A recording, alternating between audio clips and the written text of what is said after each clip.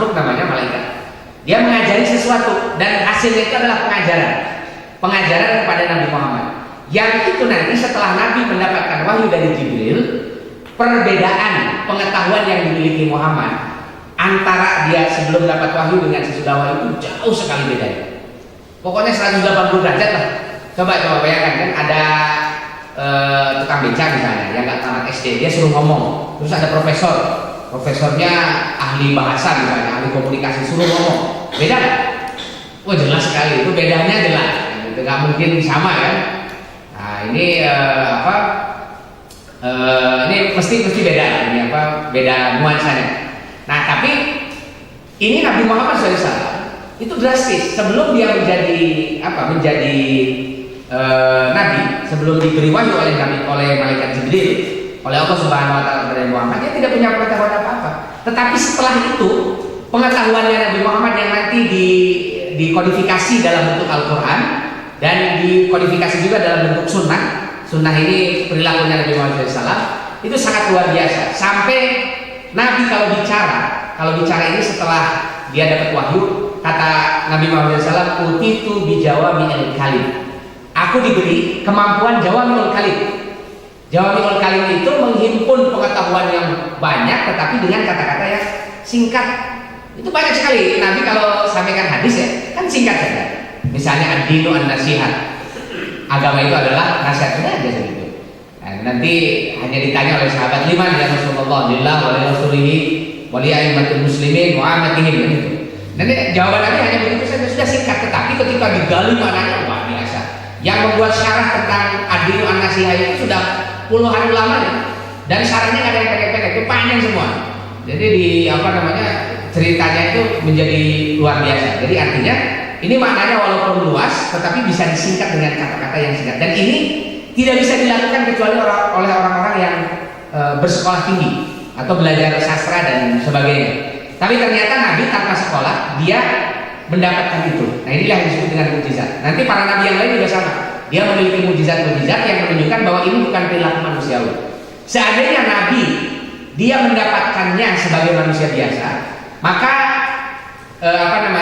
harus kelihatan dari jejak hidupnya, sekolahnya kapan, belajar sastranya di mana, dia belajar dari gurunya siapa, itu harus ketahuan. Tapi tidak pernah diceritakan dan tidak pernah ditemukan siapa gurunya Nabi dan kapan Nabi Muhammad SAW belajar kepada para gurunya itu. Walaupun di Mekah memang terkenal orang-orang Mekah ini pandai di dalam bahasa. Nah makanya mereka selalu ada lomba baca puisi ya di pasar Ukaz. Nanti yang paling bagus disimpan di dinding Ka'bah dan itu akan disaksikan oleh orang-orang yang berziarah ke Ka'bah. Dilihat gitu ya.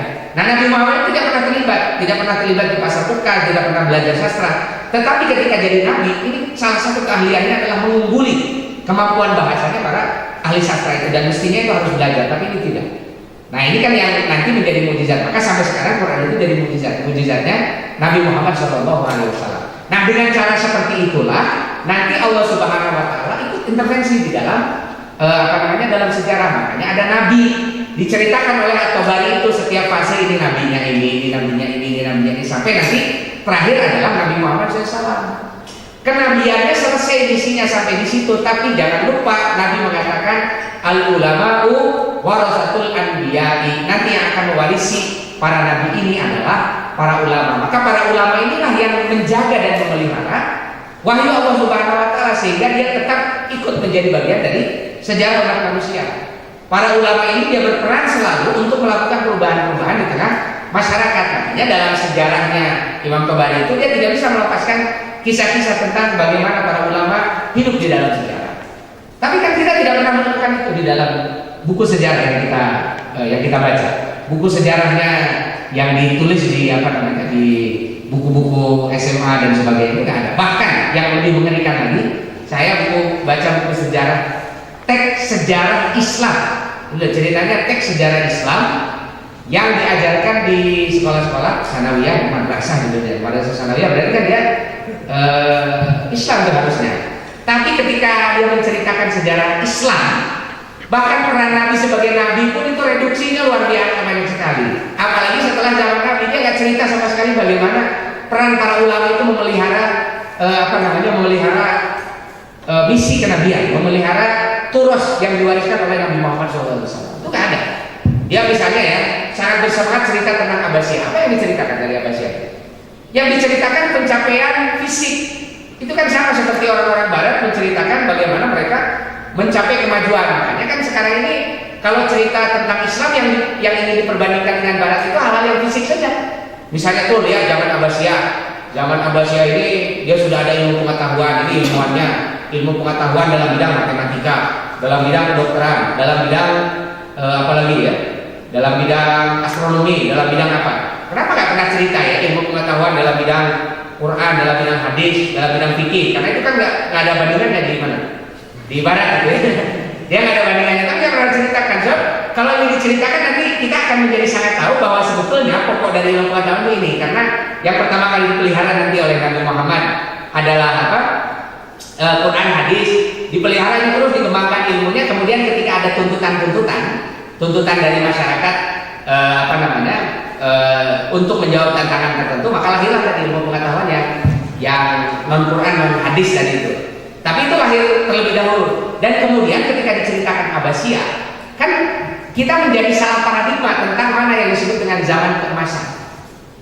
Ya kan? Coba dalam buku sejarah Islam yang disebut zaman keemasan zaman apa? Zaman keemasan Islam Abbasiyah. Itu dari mana ceritanya zaman keemasan Islam itu Abbasiyah? Dalilnya apa kan itu? Kalau dalilnya kemajuan ilmu pengetahuan harusnya bukan zaman Abbasiyah tapi zaman sekarang. Zaman Abbasiyah ada ilmuwan seperti Habibie yang bisa bikin pesawat terbang. Oh iya kan? Coba, di Indonesia lagi kan punya Habibie, hebat, dia punya paten pesawat terbang berapa itu ya? Sekarang sudah dulu bisa bikin apa? N2 235, sekarang mau bikin apa ini ya? CR apa? Nah, pokoknya Habibie sudah top lah, zaman Abbasiyah nggak ada bandingnya. Gitu. Ya kalau kita mau jujur kan, ilmuwan Muslim zaman sekarang apa nggak lebih hebat dibandingkan ilmuwan Muslim zaman Abbasiyah? Lebih hebat zaman sekarang, dan mereka Muslim. Itu nggak usah sebut lah, yang kafir-kafir kan sudah bukan, nggak bisa masuk sejarah Islam. Ini kalau yang Muslim kita sebut, itu yang jadi ilmuwan Muslim zaman sekarang ini, mereka lebih hebat dibandingkan zaman Abbasiyah penemuannya. Hebat luar biasa. Ayo, teori apa lagi kan gitu ya? Macam-macam lah gitu ya. Dalam berbagai bidang ilmu sekarang ini kemajuan penemuan umat Islam itu sangat luar biasa. Kalau ukurannya adalah penemuan dalam ilmu pengetahuan, harusnya jadi direvisi itu, bukan zamannya bukan zamannya Abbasiyah. Harusnya revisi itu zaman sekarang ya. Itu lebih pas dibandingkan zaman Abbasiyah. Bisa bikin pesawat terbang, bisa bikin mobil. Kalau pesawat terbang bisa, mobil gampang. Walaupun mobilnya zaman Jepang ya. Bikinan Jepang semua ada di Indonesia, tapi jangan kalah gitu. Malaysia bisa bikin mobil ya sama Proton. Nah itu kalau diaku sebagai umat Islam, itu produknya umat Islam berarti. Nah, terus apalagi di mana-mana ilmuwan Muslim itu sudah hebat luar biasa dibandingkan zaman Abbasiyah. Zaman Abbasiyah itu baru dapat teori dasar-dasarnya, astronomi teori dasarnya. Coba zaman Abbasiyah ada yang bisa bikin teropong? Nggak ada kan? Teropong sederhana, cuma bisa lihat apa? Cuma bisa lihat orang mandi dari jauh.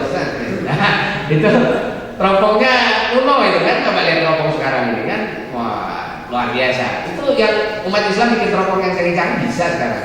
Bikin apa ya, teori internet. Wah ini internet kan penemuan paling canggih.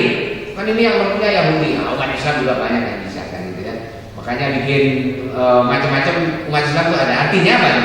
Kemampuan umat Islam hari ini dari sisi itu lebih hebat dibandingkan zaman Abbasiyah. Tapi kenapa Abbasiyah disebut zaman emas? Padahal dibanding dengan Utsmani saja, kalau penemuan ilmu pengetahuan tetap lebih canggih Utsmani dibanding Abbasiyah itu. Loh kenapa jadi Abbasiyah yang zaman keemasan? Ini yang harusnya dipertanyakan. Kenapa begitu gitu? Ternyata itu nanti ada ininya, ada rumusnya. Rumusnya itu orang Barat ingin memasukkan teori bahwa yang namanya kemajuan itu hanya dari Barat, bukan dari Islam. Kenapa begitu? Sebab nanti di zaman Abbasiyah inilah mulai ada yang disebut dengan harokat terjemah, gerakan penerjemahan. Bukan hanya ini soal apa saja diterjemahkan. Nah, salah satu yang diterjemahkan itu karya-karya berbahasa Yunani, yaitu karyanya Protagoras, Aristoteles, Plato, Socrates. Itu kan diterjemahkannya mula-mula ke dalam bahasa Arab ini pada zaman Abbasiyah. Makanya nanti ada banyak tokoh-tokoh penerjemah ya.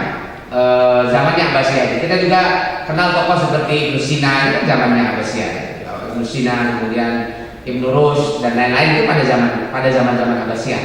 Jadi orang-orang Barat ingin mengatakan, jadi orang Islam dia sampai pada zaman emas itu ketika mereka bersentuhan dengan peradaban Barat. Padahal itu logika yang nggak masuk akal sebenarnya. Nggak masuk akal tuh begini, coba. Saya mau nanya, pinter dulu atau bisa nerjemah dulu? Hah? Pinter dulu baru bisa nerjemah atau bisa nerjemah baru pinter? Bisa nerjemah baru pinter. Coba dites. Ada anak kecil, ya apa namanya, atau lulusan SMA lah, nggak pernah belajar bahasa Arab, suruh dia nerjemahin bahasa Arab, bisa nggak? Nggak bisa ya, harus belajar dulu kan? Nah, pinter dulu baru kalau gitu. Atau gini deh, udah bisa bahasa Inggris sekarang, udah bisa bahasa Inggris atau bisa bahasa Arab. Bahasa Inggris atau bahasa Arab ini ada tulisannya Ibnu Haytham tentang teori optik misalnya gitu ya. Anda jurusannya ini, jurusan syariah misalnya gitu ya, terjemahkan teori optik. Wah, teorinya kan teori rumit luar biasa kan gitu ya. Dia terjemahkan. Kira-kira bagus nggak terjemahannya? Saya kan jelek. Saya pernah jadi penerjemah 10 tahun. Saya pernah diminta untuk menerjemah tulisannya Ibnu Taimiyah. Saya kira tulisan Ibnu Taimiyah biasa aja lah kan gitu ya. Judulnya Tafsir Surat Al-Ikhlas. Nah, Tafsir Surat Al-Ikhlas ini tebal sekali tuh, 200 hampir 300 halaman.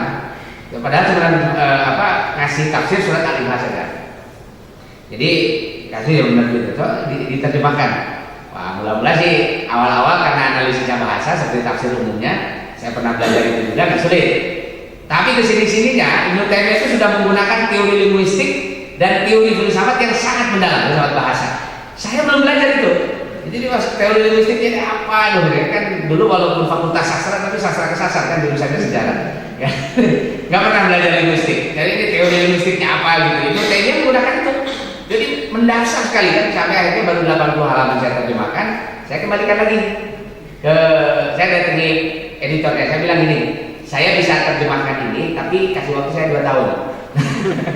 Di penerbitnya tentu dia mikir kan 2 tahun kapan terbitnya kan, keburu bangkrut penerbitnya gitu. Akhirnya saya kembalikan lah karena nggak sanggup, karena saya belajar dulu ininya apa namanya konsep-konsepnya. Artinya apa juga? Umat Islam bisa menerjemahkan itu dia pintar dulu. Dia sudah menguasai apa yang ingin diterjemahkannya, karena nggak mungkin dia bisa menerjemahkan sesuatu kalau tidak menguasai kontennya. Gitu. Nah ini rumus penerjemah itu begitu. Kalau penerjemah dia nggak ngerti kontennya, itu dia sedang menerjemahin apa? Wah, terjemahannya berantakan gitu. Pasti kacau isinya.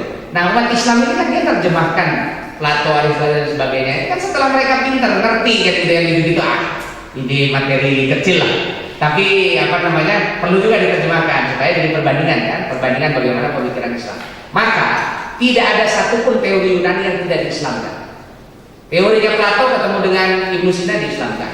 Teorinya Aristoteles ketemu dengan Ibn Rushd diislamkan. Teorinya siapa nanti ketemu dengan dengan teorinya dengan umat Islam diislamkan. Di tangan umat Islam semua jadi Islam, nggak ada yang jadi Islam. Walaupun dasar logikanya ngikut Plato, dasar logikanya ngikut Aristoteles. Yang itu nanti dikritik banyak oleh para ulama generasi berikutnya. Kan perdebatannya gitu, dan para ulama ngeritik juga bukan nggak ngerti. Ibnu Taimiyah untuk meruntuhkan teori-teorinya Ibn Rushd, dia nulis Al-Rad al-Mantiki. Nah, berarti kalau dia kan ingin menggugurkan teori mantiknya Aristoteles kan. Nah, dia nulis Al-Rad al-Mantiki itu nggak mungkin kalau Ibnu Taimiyah nggak tamat baca Aristoteles sama nggak tamat baca bukunya siapa Ibn Rushd itu atau buku-buku filsafat yang lain. Selesai, makanya dia bisa bikin kritik. Dan kritiknya itu kan mendasar sekali Al-Rad al-Mantiki. Bahkan para penggemar Ibnu Taimiyah itu jarang yang menjamah Al-Rad al-Mantiki, saking sulitnya itu dibaca. Coba siapa sekarang ini yang ngaji sama yang selalu ngutip Ibnu Taimiyah, sekali-kali tolong minta ajarkan Al-Rad al-Mantiki ini. Nah, kalau dia bisa ngajarkan dengan baik, top gitu. Berarti dia sudah belajar filsafat sampai selesai. Kan gitu. Seperti Ibnu Taimiyah, sudah selesai dulu belajar apa namanya?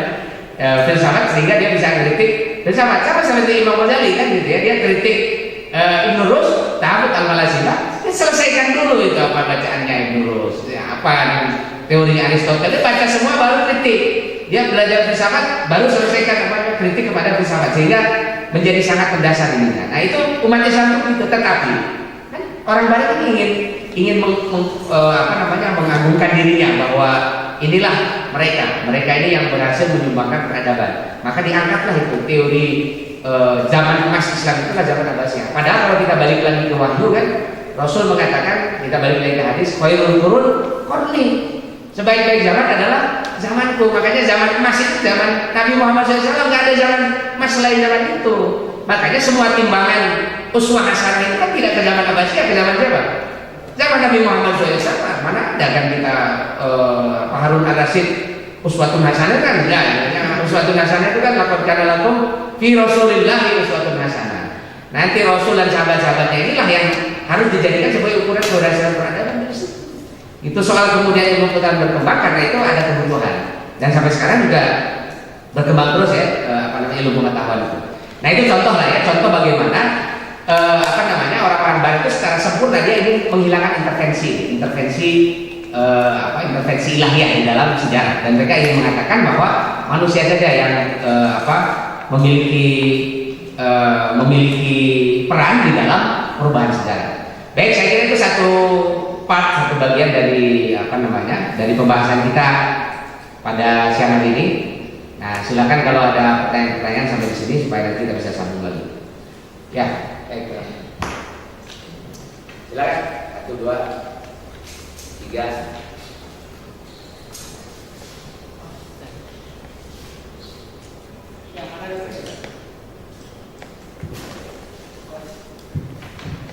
Ya, silakan, mana aja silakan. Ya. Halo. Assalamualaikum warahmatullahi wabarakatuh. Ya, perkenalkan nama saya Kak Soto dari SMIT ya. Saya guru sejarah dari alumni dari Pendidikan Sejarah Fakultas Ilmu Pendidikan UNS. Yang ingin saya tanyakan bukan cuma mengkritik, tapi solusi. Ya, langsung saja solusi. Apa yang kita ajarkan kepada siswa pada zaman sebelum Hindu-Buddha? Ya, mungkin dalam organisasi sejarah namanya asara atau prasejarah. Apa yang kita ajarkan? Dalam konteks sejarah nasional Indonesia. Dalam konteks sejarah nasional Indonesia, periodisasi sebelum Hindu-Buddha. Apa yang kita ajarkan itu? Terus kemudian yang kedua, sejarah kan kita bahas sejarah manusia ya, bukan sejarah malaikat atau sejarah dewa-dewa, bukan. Pasti ada namanya zaman kemasan, tadi kemasannya zaman kegelapan. Ya, pasti ada namanya ya. Jadi jangan sampai kita mengajarkan sesuatu yang berlebihan. Tapi kita nggak tahu bahwasanya kita juga mengajar manusia. Bahwasanya keterpurukan itu harus kita jaga juga menurut saya pribadi. Nah, bagaimana caranya kita mengajarkan keterpurukan itu bersifat jadi ibrah. Nah, itu saja dua pertanyaan dari saya. Sekian. Assalamualaikum warahmatullahi wabarakatuh.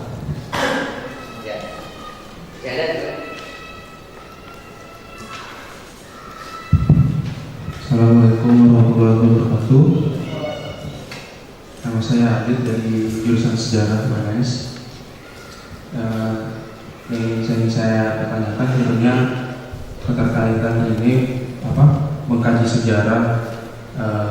Pertama kita di sini kan kebanyakan mengkaji sejarah Indonesia, tapi kita hari ini terpisahkan misalnya mengkaji sejarah Islam. Seolah-olah kalau bicara sejarah Islam itu cuma sejarah-sejarah di Arab, sedangkan kalau sejarah Indonesia itu sejarah-sejarah terkait negara dan negara kajian hidup. Mungkin yang ingin saya pertanyakan itu keterkaitan awal peradaban di Indonesia itu sendiri. Misalnya saya pernah juga membaca pada tahun 1963 itu ada seminar nasional sejarah di Medan. Di situ Buya Hamka menjelaskan sebenarnya Islam itu sudah masuk ke Indonesia itu ketika tahun 1 Hijriah sebenarnya. Sedangkan kalau kita tahu itu masuknya Islam itu kalau di buku-buku sejarah di sekolah-sekolah itu sekitar abad 13 dengan makam Fatimah binti Maimun. Nah, ketika jarak yang saya kira itu cukup jauh sekitar 8 abad sampai 10 abad yang memang ini akan bisa merekonstruksi pemikiran sejarah. Misalnya kalau kita seolah-olah sejarah Indonesia itu adalah sejarah yang Buddha, bukan sejarah Islam. Terus yang selanjutnya adalah beberapa misalnya ketika Belanda itu masuk di sini mulai diketahui sebetulnya sudah ada peradaban terlebih dahulu di Indonesia, dan ternyata ketika Belanda itu masuk ke Indonesia ternyata sudah banyak sekali umat Islam di sini. Nah, ini sebenarnya suatu kesimpulan sebenarnya dari sebelum Kristen itu masuk sebenarnya Islam itu sudah ada. Tapi kita sendiri terbentur dengan apa namanya, sebelum Islam itu ternyata ada kerajaan Hindu Buddha, misalnya dengan peninggalan-peninggalan yang tadi Ustadz bahas di Sangiran dan sebagainya. Nah, ini mungkin saya minta penjelasannya keterkaitan misalnya beberapa ilmuwan Belanda orientalis seperti Snowfall Groene itu juga merekonstruksi sejarah kita. Misalnya dia apa namanya, Snowfall Groene ini kan orang Kristen tapi dia masuk Islam, dia belajar Islam dengan baik, pintar bahasa Arab, pintar Al-Quran, tapi dia ingin menghancurkan Islam. Nah, sehingga sekiranya mulai terputus. Kalau di kalangan akademisi sejarah misalnya seperti Sartono Kartodirjo di dalam ensiklopedia sejarah, kalau mungkin dokter dia tahu yang buku sejarah nasional Indonesia dari seri 1 sampai seri terakhir itu sebenarnya hampir merekonstruksi kita sebagai akademisi sejarah itu bahwa Indonesia ini tidak berawal dari Islam. Maka dari itu kalau sekarang ini Taufik Abdullah itu menulis apa ya, yang baru itu Taufik Abdullah itu dia berusaha ingin mengembalikan sebenarnya sejarah Indonesia ini juga termasuk apa awal itu dari Islam. Sedangkan kalau di Orde Baru itu beberapa penulis sejarah seperti Kartodirjo, Marwati Junaid di dalam sejarah SNI itu, ensiklopedia sejarah itu kita mengkonsumsi bahwa itu sejarah Indonesia itu berasal dari kerajaan Belanda. Nah, ini sebenarnya mungkin yang saya ingin pertanyakan dari kesemua itu, dari beberapa orientalis yang memasukkan ini semua, terus juga dari peradaban yang awal seperti itu. Terima kasih. Assalamualaikum warahmatullahi wabarakatuh.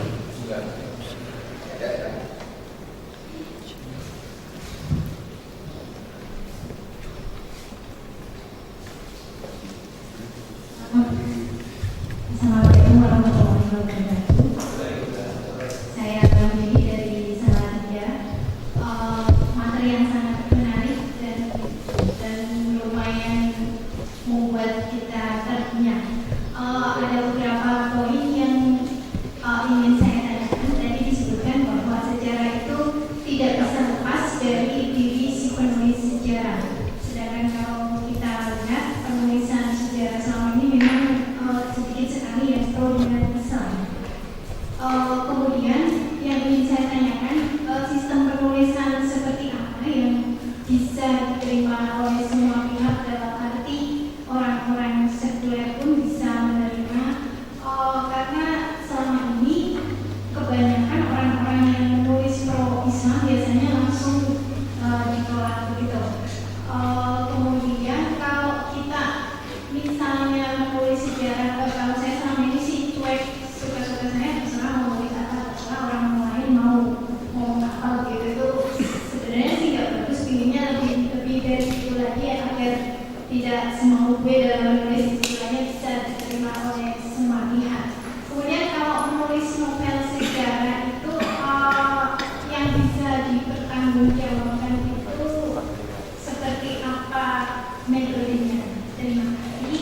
Wassalamualaikum warahmatullahi wabarakatuh. Baik, ada 3 pertanyaan tadi. Sebetulnya nanti pertanyaan pertama akan kita simpulkan nanti di bagian akhir dari kuliah kita ini. Jadi insya Allah supaya nanti nggak ulang-ulang, nanti kita rekonstruksi bagian akhir. Kecuali bagian ini apa namanya? Ya termasuk nantilah bagian apa yang harus kita ajarkan kepada anak-anak kita soal manusia purba dan sebagainya gitu ya. Pertanyaan kedua soal sejarah Indonesia seolah-olah bukan bagian dari sejarah Islam. Jadi begini sebenarnya ya. Ini pertarungannya itu bukan soal semata-mata bukan soal Islam atau tidak Islam. Sebab kalau kalau dipersempit begitu seolah-olah kita hanya ingin mengurusi sejarah Islam, kemudian sejarah Barat tidak diceritakan, itu bukan begitu. Tetapi sejarah dengan paradigma. Sejarah dengan paradigma itu begini, contoh nih, kita mau nulis sejarah dengan paradigma bahwa pusat sejarah itu adalah manusia. Dan siapa aktor paling utamanya? Aktor paling utamanya itu adalah Barat, gitu. Jadi semua sejarah itu pusatnya di sana. Makanya coba lihat History of the World dalam buku-buku sejarah dunia yang ditulis oleh banyak penulis, itu selalu nanti kalau dia adalah orang Eropa, sangat Eropa sentris. Jadi yang menjadi apa namanya, yang menjadi pusat dari ceritanya itu adalah orang-orang Eropa. Ketika dia menceritakan soal Eropa sentris itu, sebetulnya orang Indonesia mestinya tersinggung kan gitu. Tetapi anehnya orang Indonesia nggak banyak yang protes. Gitu. Kenapa ceritanya ke Eropa sentris? Itu hampir diterima sebagai kebenaran. Seolah-olah sejarah itu memang benar-benar dikendalikan itu dari Eropa. Ya, dari mulai zaman apa misalnya Babylon, Mesopotamia sebagai asal muasal bangsa Arya misalnya. Kemudian mereka ke Eropa. Eropa ini menaklukkan Romawi, kemudian Romawi menaklukkan dunia, terus dari situ nanti berkembang menjadi penentu sejarah, kan Romawi sempat jadi peradaban yang besar, lalu ada sempat terpuruk sedikit, lalu nanti muncul lagi dengan peradaban baru yang sekuler dan sebagainya. Itu semuanya made in Eropa, jadi Eropa yang mengendalikan sejarah. Lalu bagaimana dengan posisi ada yang menyebut sebagai komunitas Muslim, orang Islam? Mereka sebut juga, tetapi itu disebut sebagai pihak yang yang kalah lah dalam tanda petik ya. Seperti misalnya ketika Eropa dia dalam zaman ke-8 kan Islam itu zaman emas, disebut sebagai zaman puncak peradaban dunia, itu dipegang oleh umat Islam. Nah orang Eropa ini nggak mau kalah setting, jadi nggak mau kalah cerita walaupun yang sedang manggung itu orang Islam, tapi jangan lupa akarnya itu dari Barat, gitu ya. Ceritanya tadi itu kan soal gerakan penerjemahan zaman Harun ar-Rasyid. Jadi Harun ar-Rasyid punya zaman Al-Ma'mun itu ada gerakan penerjemahan buku Eropa, makanya umat Islam itu bisa jadi tinggi peradabannya. Makanya dia tidak menyebut sebagai zamannya Nabi Muhammad sebagai zaman emas. Zaman emasnya dimulai zaman Abbasiyah itu, gitu. Karena mereka tidak menerima Muhammad sebagai nabi dan sebagainya, dia hanya diterima sebagai namanya zaman proto Islamic Age gitu ya. Jadi awal zamannya Islam. Jadi yang mencetuskan komunitas Muslim itu namanya Muhammad. Makanya Muhammad ini dia sebagai ideolognya lah gitu ya, ideolognya komunitas Muslim. Tapi komunitas Muslim ini walaupun dia tinggi, itu tetap yang menjadi penopangnya adalah ilmu pengetahuan dari mana? Dari Barat. Lalu mereka mengambil kembali, melahirkannya kembali pada zaman modern. Kan ceritanya begitu itu dalam History of the World, gitu. Cerita tentang sejarah dunia. Nah, lalu ketika orang Indonesia dia mulai punya kesadaran sejarah, kan mereka nulis sejarah itu. Kesadaran sejarahnya sebenarnya sejak zaman kerajaan Islam, mereka nulis babat-babat, wawacan gitu ya. Cuma dianggap sebagai sebagai penulisan sejarah yang tidak terlalu akademik di dalam pandangan orang Barat, sehingga itu tidak pernah dipertimbangkan. Padahal sebetulnya harusnya orang Indonesia harus mulai nulis itu dari situ. Nah, orang-orang Barat nanti mereka menceritakan tentang sejarah Indonesia itu dengan model intervensi Barat juga. Makanya ketika tulisan-tulisan sejarah pertama itu kan Indonesia ini dianggap sebagai provinsi jauh saja dari Nederland, gitu. Jadi ini namanya Nederlands Hindia Belanda. Jadi mereka menyebutnya sebagai Hindia Belanda, Hindia sebagai kepenyataan dari Belanda, dan mereka menyebut modernnya Hindia Belanda ini karena ketemu dengan Belanda itu. Jadi kalau dia tidak ketemu dengan Belanda mungkin tidak pernah modern. Lalu mereka mengabaikan kerajaan-kerajaan Islam, peradaban yang sudah dicapai sebelum zamannya kolonial itu diabaikan sama sekali dalam penulisan sejarah orang-orang Eropa pertama kali. Karena memang setting mereka semua sejarah itu harus digerakkan dari Eropa. Nah, sampai sekarang orang Eropa itu masih berpandangan begitu. Sejarah itu miliknya orang Eropa, miliknya milik mereka, kira-kira gitu. Dan yang menggerakkan sejarah adalah mereka. Sampai nanti akhir sejarah pun mereka yang akan mengendalikan. Makanya kan di mana-mana terjadi pertempuran di Timur Tengah dan sebagainya itu tidak akan lepas dari intervensi orang-orang Eropa ini, karena mereka merasa begitu. Nah, maka setiap ini apakah ini sejarah yang dalam tanda petik universal, bisa diterima oleh semua orang? Saya yakin kalau setiap orang sadar ya dengan posisinya itu pasti tidak akan diterima. Orang Indonesia saja, kita nggak ngomong soal Indonesia Islam atau enggak. Orang Indonesia saja ketika ketahuan, oh ini sejarah ini sangat Nederlandosentris itu sangat Belanda sentris, itu cerita Eropa mulu kan gitu. Jadi seolah-olah Eropa ini yang hebat, orang Indonesia. Maka kemudian kan dibuat gitu, namanya sejarah dengan Indonesia sentris. Jadi Indonesia sentris itu dia pokoknya serba Indonesia lah, yang hebat itu adalah orang Indonesia. Cuma nanti kebingungan yang disebut Indonesia itu apa? Karena Indonesia itu bukan konsep yang lama, dia konsep baru. Coba, kan Indonesia itu nggak pernah ada. Sebelumnya ada tuh Jawa konsep lama itu ya. Misalnya orang Jawa, orang Sunda itu konsep lama itu. Kita bisa menyebut Jawa lebih tua daripada Indonesia kan? Sunda lebih tua dari Indonesia, Minang, Batak gitu. Terus disatukan jadi yang namanya Indonesia itu bingung kasih definisinya. Coba Indonesia itu apa? Ya pokoknya yang masuk dalam teritori wilayah Indonesia. Dulu Papua si Timur itu masuk Indonesia. Sekarang keluar Indonesia masuknya mana? Nah, nggak bisa kan identifikasi Indonesia. Maka kebudayaan Timur nggak masuk tuh sekarang jadi kebudayaan Indonesia. Bingung kan? Masa ada definisi ada yang berkurang? Kayak gitu. Nah, jadi yang disebut Indonesia sentris itu apa? Karena kan dia harus ideologis. Lain dengan Eropa, dia punya ideologinya itu adalah sekularisme. Jadi Eropa yang mereka maksud, jadi yang jadi pengendali sejarah ini bukan Eropa yang Kristen tapi Eropa sekuler. Jadi mereka punya sekularisme tapi dibungkus dengan rasa Eropa. Gitu. Pokoknya kalau sudah Eropa, mesti yang dimaksud adalah sekularisme. Jadi ada ideologinya. Mereka diikat dengan ideologi, maka bisa dia masuk kemana-mana. Yang penting ideologinya masuk. Sekularisme, modernisme masuk ke situ. Makanya disebut itu pengaruh Eropa. Nah sekarang yang disebut Indonesia, apa yang disebut Indonesia itu? Sejak kapan Indonesia ada dan apa konsepnya? Itu yang paling pusing sampai sekarang. Gak pernah ada definisi tentang Indonesia. Sebab Indonesia itu kan lahir dari satu peristiwa politik dan dia adalah definisi politik. Definisi politiknya Indonesia itu yaitu dari Sabang sampai Merauke, dari mana itu Miangas sampai Pulau Rote. Nah itu sudah Indonesia. Gitu nggak ada definisi lain kan? Dia wilayah teritorial yang yang tidak menjelaskan satu definisi yang khas. Disebut Indonesia itu nasi goreng kan nggak benar gitu. Orang Papua nggak suka nasi goreng ya. Indonesia disebut sate kan mana ada sate di Toraja itu nggak ada sate gitu. Di mana gitu ya. Ini nggak semuanya terwakili dengan satu icon tertentu. Jadi makanya di antara kegagalan Indonesia sentris itu adalah ketika mendefinisikan what the meaning of Indonesia. Apa yang dimaksud dengan Indonesia itu? Coba, bisa dijelaskan ya Indonesia itu apa? Tanya sama profesor Anda nanti. Kalau ketemu profesor di sekolah atau di kuliah ini mahasiswa sejarah ya. Nah, kalau mahasiswa sejarah ini tanya sama profesornya. Tapi yang profesor tanya ya, biar jawabannya lebih meyakinkan gitu ya soal kebingungannya. Coba tanyakan soal kan ada pendekatan Indonesia sentris. Yang dimaksud Indonesia sentris itu apa?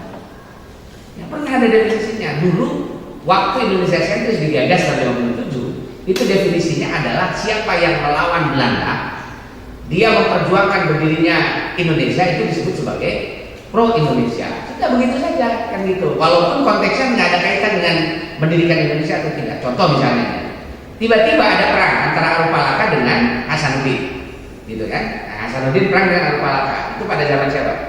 Zaman VOC kan? Zaman VOC.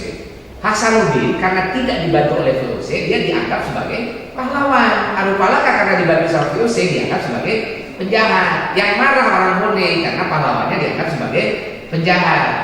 Gitu, apa itu maksudnya? Coba tanya orang Bone deh, kalau ditanya Arupalaka itu pahlawannya dia. Itu pahlawan, Arupalaka itu orang yang sangat hebat. Makanya jangan sekali-kali nyebut Hasanuddin sebagai pahlawan di Bone, Anda habis dengan itu pahlawannya orang Makassar kan gitu ya. Pahlawannya orang Goa. Goa itu orang Bugis ya. Nah ini pahlawannya orang Bone lain lagi, dia nggak mau tuh mengakui Hasanuddin sebagai pahlawan. Karena definisinya cuma tadi itu, dia pro penjajah atau tidak dibantu sama Belanda atau tidak, kan itu aja.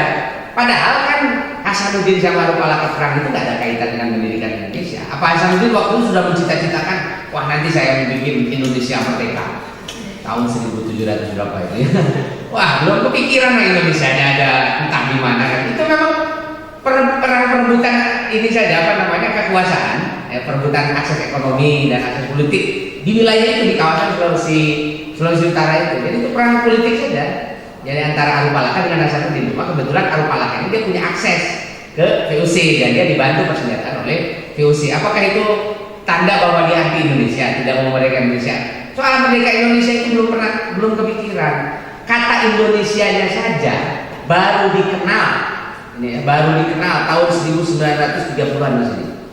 Kan dia baru agak ramai itu setelah ada Kongres Pemuda kan, 1928. Nah, Kongres Pemuda itu muncul nama Indonesia. Itu pun yang mengusulkan nama Indonesia itu mahasiswa-mahasiswa di Mesir.